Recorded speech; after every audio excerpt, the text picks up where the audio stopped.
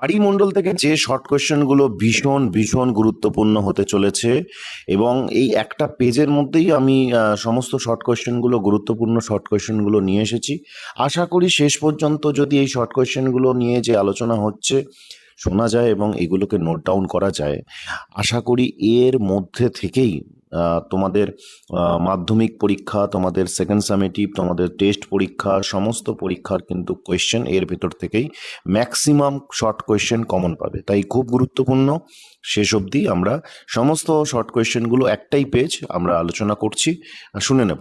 তো প্রথমেই জলরাশি একই স্থানে অবস্থান করে উল্লম্বভাবে ছন্দবদ্ধ ওঠানামা করলে তাকে সমুদ্র তরঙ্গ বলে। অর্থাৎ একই জায়গায় থেকে ওঠানামা যদি করে তাকে বলা হচ্ছে সমুদ্র তরঙ্গ। নিয়ত বায়ু প্রবাহ, পৃথিবীর আবর্তন গতি ইত্যাদি কারণে সৃষ্টি হয় সমুদ্র স্রোত। আমরা জানি একই জায়গায় থেকে ওঠানামা করাকে বলা হয়, যদি এরকম একই জায়গা থেকে ওঠানামা করে তাহলে আমরা সেটাকে বলবো সমুদ্র তরঙ্গ। আর জল যদি এক জায়গা থেকে আরেক জায়গায় যায়, যদি মুভ করে তাহলে সেটা সমুদ্র স্রোত। সমুদ্র স্রোত সৃষ্টির জন্য কিন্তু দায়ী হচ্ছে নিয়ত বায়ু প্রবাহ, পৃথিবীর আবর্তন গতি, এটা মাথায় রাখতে হবে। মৌসুমী স্রোত ঋতু অনুসারে বিপরীতমুখী হয়, এটা একদমই সহজ, কারণ উত্তর পূর্ব আর দক্ষিণ পশ্চিম দুটো দিক বরাবর, তখন কিন্তু মৌসুমী স্রোত দিক পরিবর্তন করে। উষ্ণ স্রোতকে নীল, উষ্ণ স্রোতের রং হচ্ছে নীল, উষ্ণ স্রোতের রং হচ্ছে নীল। উষ্ণ স্রোতকে পৃষ্ঠ স্রোত বলে। পৃষ্ঠ স্রোত কেন হালকা হয়? এটা ঘনত্ব কম হয়, সেই জন্য এটা সমুদ্র উপরিভাগ দিয়ে প্রবাহিত হয়, তাই এটা পৃষ্ঠ স্রোত। 10% পৃষ্ঠ স্রোত প্রবাহিত হয়। নিরক্ষীয় অঞ্চলে এই স্রোত কিন্তু দেখা যায়। আর শীতল স্রোতকে অন্তঃস্রোত বলা হয়, কারণ এটা একটু ঘনত্ব বেশি হয়। আর শীতল স্রোতকে সবুজ রঙের দেখায়, শীতল স্রোতকে কিন্তু সবুজ রঙের দেখায়, এটা মাথায় রাখতে হবে। এটা গভীর স্রোত বা অন্তঃস্রোত নামে পরিচিত। শীতল স্রোতে হিমশৈল দেখা যায়, এটা মেরু অঞ্চলেই বেশি দেখা যায়। তাহলে উষ্ণ স্রোত নিরক্ষীয় অঞ্চলে বেশি দেখা যায়, শীতল স্রোত দেখা যায় তোমার মেরু অঞ্চলে শীতল স্রোত, আর উষ্ণ স্রোত দেখা যায় নিরক্ষীয় অঞ্চলে। তারপর উষ্ণ স্রোত ও শীতল স্রোতের মিলনস্থলকে হিমপ্রাচীর বলা হয়। উষ্ণ স্রোত আর শীতল স্রোত যেখানে গিয়ে মিশছে, এই সবুজ রং আর নীল রং, সবুজ হচ্ছে তোমার শীতল প্রকৃতির যে শীতল স্রোত, আর উষ্ণ স্রোতকে নীল রং, আর এই দুটো স্রোত মিশছে যেখানে, সেখানে হিমপ্রাচীর, কুয়াশাচ্ছন্ন পরিবেশ তৈরি হয়, ঝড়ঝঞ্ঝা হয়। স্রোতের কুণ্ডলী বা চক্রাকার আবর্তনকে গায়র বলা হয়। বিভিন্ন জায়গা থেকে স্রোত এসে চক্রাকার আবর্তন করছে যে জায়গায়, সেখানে গায়র সৃষ্টি হয়। উত্তর আটলান্টিক মহাসাগরে শৈবাল সাগর, শৈবাল সাগর জীবহীন মরুভূমি, এখানে জল, কোনো স্রোত দেখা যায় না, শান্ত ভাব বিরাজ করে, এখানে শ্যাওলা বা শৈবাল জন্মায়। শৈবাল সাগরে কোনো উপকূল রেখা থাকে না, শৈবাল সাগরে কোনো উপকূল রেখা থাকে না। সমুদ্র স্রোতের উৎপত্তির কারণ অনেকগুলো হতে পারে। আমরা জানি আবর্তন গতি, নিয়ত বায়ু প্রবাহ, এটা প্রধান কারণ। নিয়ত বায়ু প্রবাহটা হচ্ছে প্রধান কারণ। সমুদ্র জলের উষ্ণতা, লবণতার পার্থক্য, হিমবাহের গলন, এই বিভিন্ন কারণে কিন্তু তোমার সমুদ্র স্রোত সৃষ্টি হতে পারে। এরপরে আমরা যেটার মধ্যে যাচ্ছি সেটা হচ্ছে নিরক্ষীয় অঞ্চলে উষ্ণ স্রোত বা বহিঃস্রোত বেশি সৃষ্টি হয়, এবং মেরু অঞ্চলে শীতল স্রোত বা অন্তঃস্রোত বেশি সৃষ্টি হয়। ঋতুভিত্তিক স্রোতের উদাহরণ হলো মৌসুমী স্রোত, 180 ডিগ্রি অভিমুখে স্রোতের দিকে কিন্তু প্রবাহিত হয়, আমরা জানি, কারণ উত্তর পূর্ব এবং দক্ষিণ পশ্চিম দুটো ডিরেকশন থাকে। শীতল স্রোতের সাথে বয়ে আসা হিমশৈলগুলি উষ্ণ স্রোতের মিলনে তখন গলে যায়। যখনই হিমপ্রাচীর অঞ্চলে দুটো স্রোত মিশছে, তখন মগ্নচড়া সৃষ্টি হবে। মগ্নচড়া, বিশ্বের বৃহত্তম মগ্নচড়ার উদাহরণ হলো গ্র্যান্ড ব্যাংক, আর দ্বিতীয় বৃহত্তম ডগার্স ব্যাংক। তাহলে বিশ্বের বৃহত্তম হচ্ছে গ্র্যান্ড ব্যাংক, এবং বিশ্বের দ্বিতীয় বৃহত্তম হচ্ছে ডগার্স ব্যাংক। দুটোই উত্তর আটলান্টিক মহাসাগরে দেখা যায়। আর সামুদ্রিক মাছের প্রধান খাদ্য হচ্ছে প্লাঙ্কটন। তাহলে মগ্নচড়া সৃষ্টি হচ্ছে কোথায়? যখন দুটো স্রোত পরস্পর একই জায়গায় মিশছে, মগ্নচড়া সৃষ্টি হয়। কেন? কারণ শীতল স্রোতগুলো হিমশৈল বয়ে নিয়ে আসে, হিমশৈল গলে যায়, মাছের খাদ্য তৈরি হয়। মাছের খাদ্য প্লাঙ্কটন, উদ্ভিদ প্লাঙ্কটন এবং প্রাণী প্লাঙ্কটন।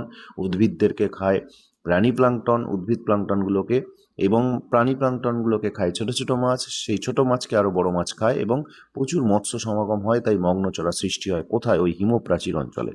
দ্রুততর সমুদ্র স্রোতের নাম উপসাগরীয় স্রোত। নিউফাউন্ডল্যান্ড উপকূলে উষ্ণ উপসাগরীয় স্রোত আর শীতল ল্যাব্রাডর স্রোতের মিলনে ঝড়ঝঞ্ঝা সৃষ্টি হয়। তাহলে কোথায়? উপসাগরীয় স্রোত আর শীতল ল্যাব্রাডর স্রোত মেশে, এটা নিউফাউন্ডল্যান্ড উপকূল। এটা কোথায়? উত্তর আটলান্টিক বা উত্তর পূর্ব আটলান্টিক মহাসাগরে।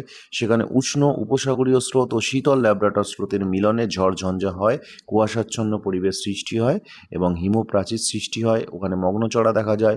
গ্র্যান্ড ব্যাংক ওখানেই আছে, ডগার্স ব্যাংক ওখানেই আছে। প্রশান্ত মহাসাগরের স্রোতসমূহ কোনগুলো? এগুলো পরীক্ষায় কিন্তু প্রশ্ন আসে যে কোন স্রোত, কোন মহাসাগরে কোন স্রোত দেখা যায়, এটা কিন্তু পরীক্ষায় প্রশ্ন আসে। কোন মহাসাগরে কোন স্রোত দেখা যায়, এটা মাথায় রাখতে হবে। তাহলে প্রশান্ত মহাসাগরে কোন কোন স্রোতগুলো দেখা যায়, এটা আমরা দেখি যে প্রশান্ত মহাসাগরে যে স্রোতগুলো দেখা যায় সেগুলো হচ্ছে উষ্ণ স্রোত কোনগুলো? কুরোশীয় স্রোত, নিরক্ষীয় স্রোত, এলনিনো স্রোত। তাহলে কুরোশীয়, নিরক্ষীয় আর এলনিনো, এই তিনটে ইম্পর্টেন্ট। এগুলো কোথায় দেখা যায়? প্রশান্ত মহাসাগরে। আর শীতল স্রোত হচ্ছে ক্যালিফোর্নিয়া, বেরিং, কামচাটকা, পেরু স্রোত, হাম্বোল্ট স্রোত, এগুলো হচ্ছে শীতল স্রোত। তাহলে প্রশান্ত মহাসাগরের গুরুত্বপূর্ণ উষ্ণ স্রোত কোনগুলো আর প্রশান্ত মহাসাগরের গুরুত্বপূর্ণ শীতল স্রোত কোনগুলো? সেটা ক্যালিফোর্নিয়া, বেরিং, কামচাটকা, পেরু স্রোত, হাম্বোল্ট স্রোত, এগুলো খুব গুরুত্বপূর্ণ। আটলান্টিক মহাসাগরের গুরুত্বপূর্ণ উষ্ণ স্রোত কোনগুলো আর শীতল স্রোত কোনগুলো? মাধ্যমিক পরীক্ষায় কমন আসবে, গ্যারান্টি আছে। এর আগে কিন্তু 100 বহু স্টুডেন্ট পেয়েছে এবং প্রচুর কিন্তু 99, 98 স্টুডেন্টসরা পেয়েছে। তাই আমরা কিন্তু এই প্রশ্নগুলোকে খুব গুরুত্বপূর্ণ সহকারে পড়ব, খুবই গুরুত্বপূর্ণ সহকারে। চ্যানেলের মধ্যে কিন্তু প্রত্যেকটা চ্যাপ্টারের ওয়ান শট ভিডিও রয়েছে কনসেপ্ট ক্লিয়ার করার জন্য। কনসেপ্ট ক্লিয়ার সাজেস্টিভ ভিডিও রয়েছে যে কোন প্রশ্নগুলো আসতে চলেছে। অনলাইন ক্লাস চলছে আমাদের। তো আমরা এইভাবে কিন্তু দ্রুত গতিতে এগোচ্ছি। আটলান্টিক মহাসাগরীয় স্রোত কোনগুলো? উষ্ণ স্রোত, ফ্লোরিডা স্রোত, ব্রাজিল স্রোত, এগুলো খুব গুরুত্বপূর্ণ উষ্ণ স্রোতের মধ্যে। আর শীতল স্রোত কোনগুলো? ক্যানারি স্রোত, ল্যাব্রাডর স্রোত, বেঙ্গুয়েলা স্রোত, এগুলো কিন্তু শীতল স্রোতের মধ্যে পড়ছে। এটা মাথায় রাখতে হবে কোনটা উষ্ণ স্রোত আর কোনটা শীতল স্রোতের মধ্যে পড়ছে, এটা আমাদেরকে কিন্তু মাথায় রাখতে হবে। কোন কোন মহাসাগরে? আটলান্টিক মহাসাগরে। তাহলে আটলান্টিক মহাসাগরের উষ্ণ স্রোত কোনগুলো? আটলান্টিক মহাসাগরের শীতল স্রোত কোনগুলো? উষ্ণ স্রোত ফ্লোরিডা স্রোত, ব্রাজিল স্রোত, আর শীতল স্রোত ক্যানারি স্রোত, ল্যাব্রাডর স্রোত, বেঙ্গুয়েলা স্রোত, ফকল্যান্ড স্রোত, এগুলো হচ্ছে কিন্তু শীতল স্রোতের মধ্যে পড়ছে। এটা মাথায় রাখতে হবে। এবারে আমাদের যেটা দেখতে হবে যে ভারত মহাসাগরীয় স্রোত। ভারত মহাসাগরীয় স্রোতের মধ্যে কোন কোন স্রোতগুলো দেখা যাচ্ছে? ভারত মহাসাগরীয় স্রোতে উষ্ণ স্রোত হচ্ছে মৌসুমী স্রোত, সোমালি স্রোত, মাদাগাস্কার স্রোত, মোজাম্বিক স্রোত, আগুলা স্রোত, নিরক্ষীয় প্রতিস্রোত। অনেক উষ্ণ স্রোত আছে ভারত মহাসাগরীয় স্রোতে। এবং শীতল স্রোত, শীতল পশ্চিমা স্রোত হচ্ছে শীতল স্রোতের অন্তর্গত। শীতল বেঙ্গুয়েলা স্রোতের প্রভাবে কালাহারি মরুভূমি সৃষ্টি হয়েছে। গুরুত্বপূর্ণ কোয়েশ্চেন, কোন স্রোতের প্রভাবে কালাহারি মরুভূমি সৃষ্টি হয়েছে? শীতল বেঙ্গুয়েলা স্রোতের ফলে। এই যে শীতল বেঙ্গুয়েলা স্রোতের প্রভাবে কালাহারি মরুভূমি সৃষ্টি হয়েছে। শীতল ক্যালিফোর্নিয়া স্রোতের প্রভাবে সোনেরান মরুভূমি সৃষ্টি হয়েছে। এই মরুভূমিগুলো কিন্তু শীতল স্রোতের ফলেই সৃষ্টি হয়, এটা মাথায় রাখতে হবে। শীতল হাম্বোল্ট স্রোতের প্রভাবে আটাকামা মরুভূমি সৃষ্টি হয়েছে।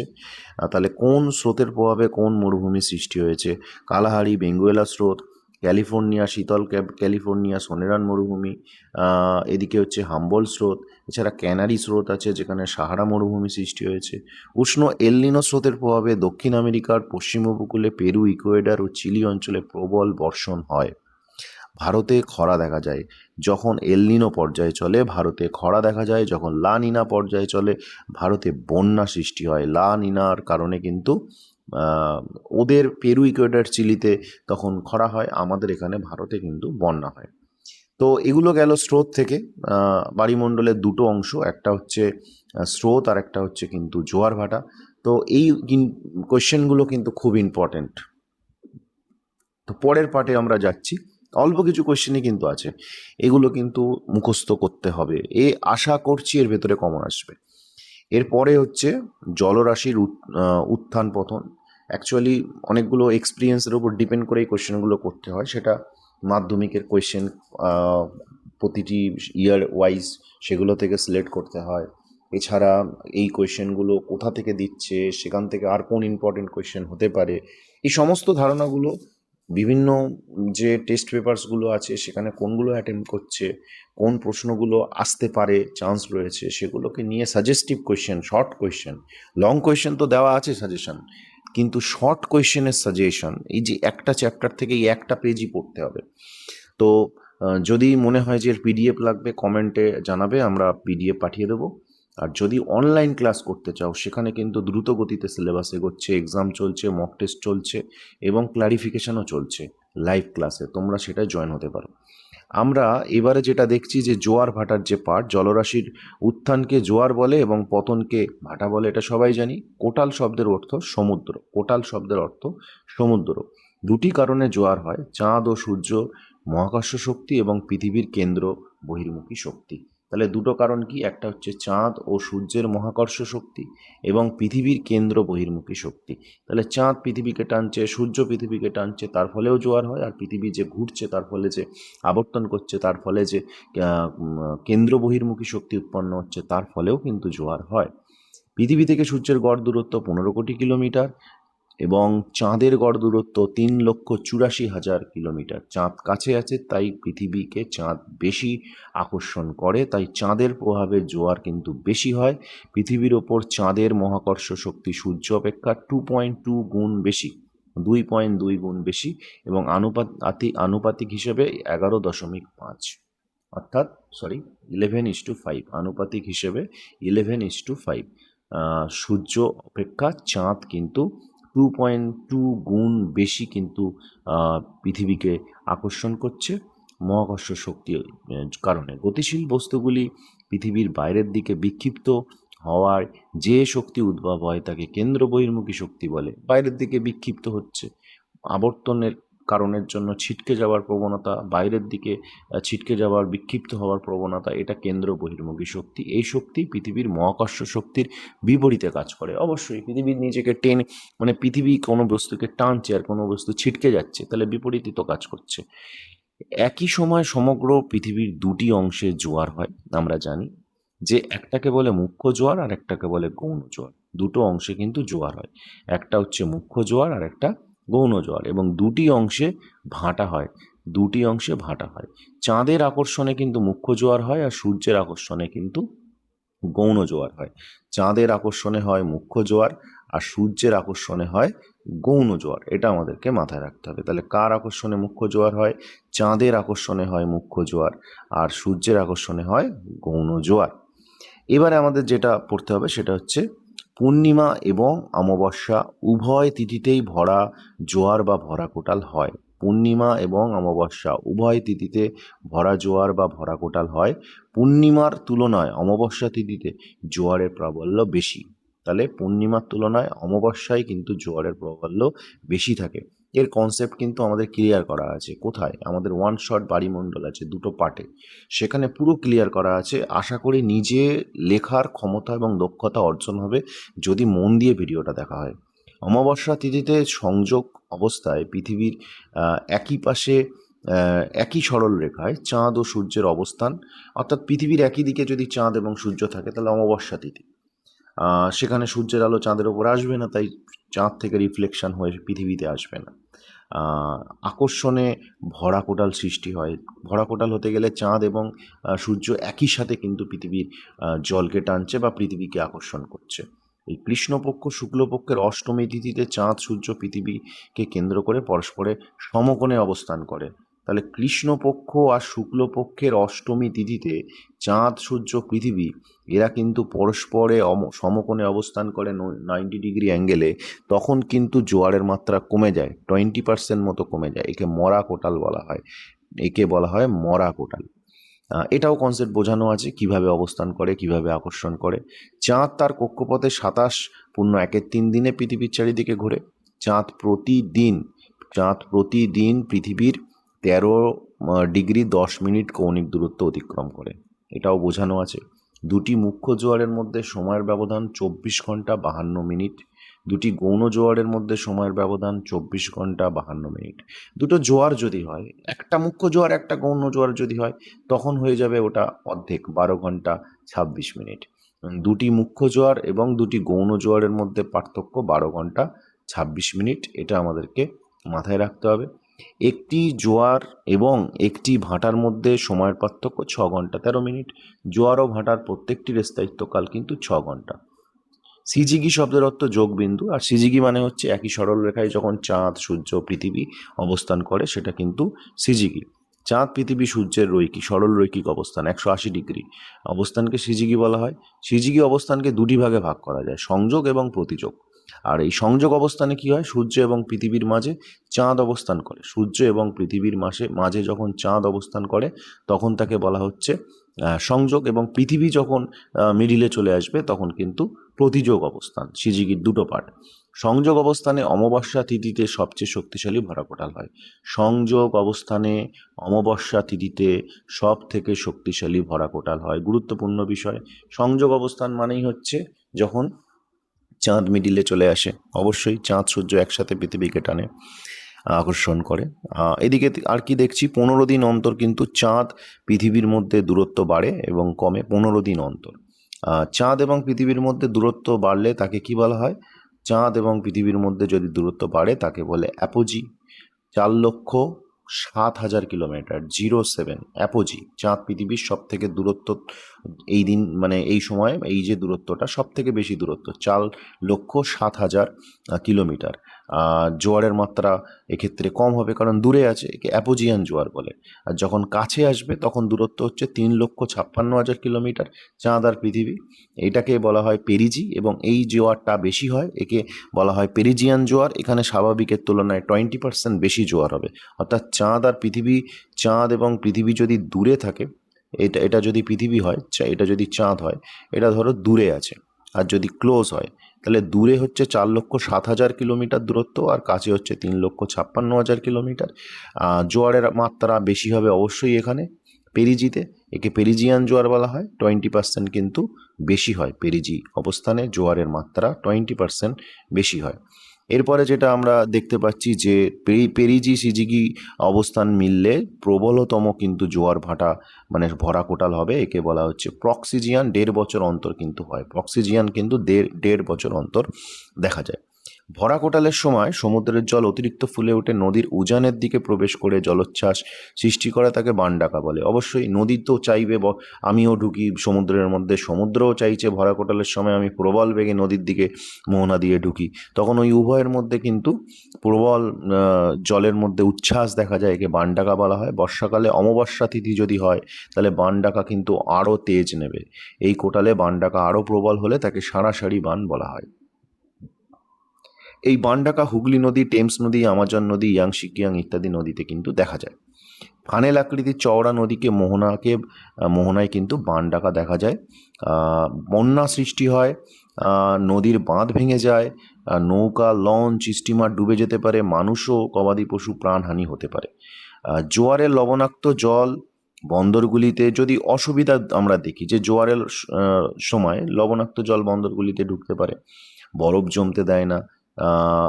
এটা সুবিধা হতে পারে। জোয়ার ভাটা থেকে উন্নত শক্তি, অপ্রচলিত শক্তি উৎপন্ন হতে পারে, এগুলো সুবিধা হতে পারে। বন্যা হতে পারে, উপকূলবর্তী অঞ্চলে লবণাক্ত মাটি সৃষ্টি হতে পারে, এর ফলে চাষের সমস্যা হতে পারে, এগুলো অসুবিধার মধ্যে পড়ে। তো বিষয়টা হচ্ছে যে আমাদের এই পার্টগুলোই রয়েছে, একটাই পেজ আমরা আলোচনা করলাম, এবং এই পেজের মধ্যেই কিন্তু আমরা একটা চ্যাপ্টার টোটালটাই কিন্তু আমরা কনসেপ্ট ক্লিয়ার করলাম, যে কোন কোন প্রশ্নগুলো খুব ইম্পর্টেন্ট সেগুলো নিয়ে আলোচনা হলো। খুব সুন্দর করে পড়ো, খুব ভালো করে পড়ো। এই ভিডিওটা আরেকবার তুমি দেখে নাও, কোনগুলো তোমার মনে আছে, বা তুমি নোট ডাউন করো, পড়তে থাকো, এই শুনতে শুনতে মুখস্থ করতে থাকো।